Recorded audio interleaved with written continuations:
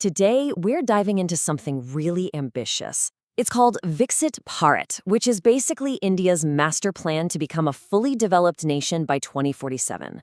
Why that year? Well, that'll be its 100th anniversary of independence. And let me tell you, this is way more than just an economic strategy. It's a blueprint for a whole new India on the world stage. So that leads to the big question, right? Can this monumental goal actually be pulled off? It's a huge undertaking, but the entire strategy, the whole vision, is really built on one single powerful idea. Let's dig into what that is. At the very heart of this vision is a concept called AtmaNirbhar, or self-reliance. Now, it's really important to get this right. This doesn't mean cutting India off from the rest of the world. In fact, it's the exact opposite. It's all about building what's called strategic autonomy, becoming so good, so competitive, that India becomes an absolutely essential part of the global economy. Okay, so where does this journey begin? The very first pillar of the strategy is all about strategic security.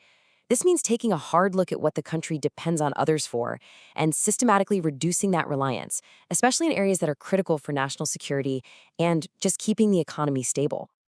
The focus here is laser sharp on three key sectors. First, defense and space, where the goal is to flip the script from being a major importer to a major exporter. Second, semiconductor manufacturing, the chips and everything, to cut down that critical dependency on East Asia.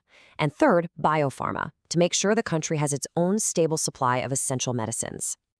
And listen, this isn't just theory or some plan on paper. We're seeing real progress. Take the INS Vikrant, India's first ever domestically built aircraft carrier. This thing is a massive, powerful symbol of what's possible in high-tech, sovereign manufacturing. It's a huge deal. So, once you start building that foundation of strategic security, what's next? Well, that brings us to the second pillar, which is all about transforming India into a global tech and manufacturing powerhouse. This is really the economic engine that's designed to drive this entire journey to 2047. So how do you make that happen? It's basically a three-pronged strategy. First, you've got these production-linked incentive schemes, or PLI, which pretty much offer cash rewards to companies for making more stuff in India. Second, a huge push for investment in deep tech and R&D. And third, something called the PM Gati Shakti Plan, which is this incredible national master plan to streamline huge infrastructure projects and just slash the costs of moving things around. And you know what? These strategies are already showing some pretty stunning results. The PLI scheme for electronics, for example, has been a total game changer. Get this, a staggering 99% of the smartphones sold in India are now also made in India. Just think about what that means. It's not just about boosting the economy. It's building a huge, skilled workforce and making the country fundamentally less reliant on shaky global supply chains. All right, but what's going to power this whole transformation? That's where the third and final pillar comes in, and it's absolutely crucial for long-term stability. Building a clean energy future. This is about achieving energy independence, to protect the economy from crazy swings in global fuel prices and, of course, to meet climate goals.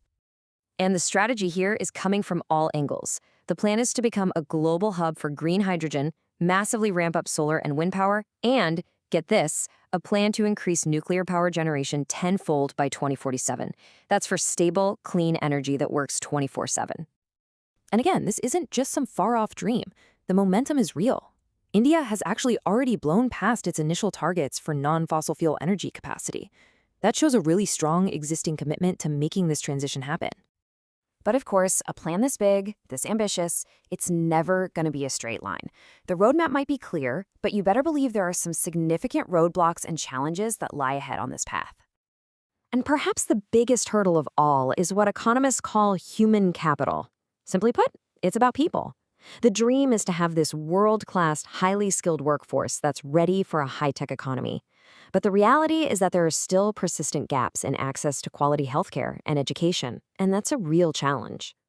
Another huge piece of that human capital puzzle is female labor force participation.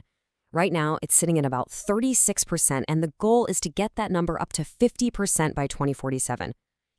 Closing this gap isn't just the right thing to do socially, it represents a massive, completely untapped economic opportunity. And finally, there's the R&D investment gap. Right now, India invests less than 1% of its GDP in research and development. Now, compare that to the average for developed nations, which is somewhere between 2.5% to 3%. That gap could seriously slow down the long-term innovation you need to be a leader in those critical deep tech sectors. So, when you look at the whole picture, what's the real takeaway here? Well, the success of this Viksit Bharat vision doesn't just rest on new factories or fancy technologies. It all comes down to the sustained, day-in, day-out implementation of deep structural reforms, and, maybe most importantly, a massive investment in its people.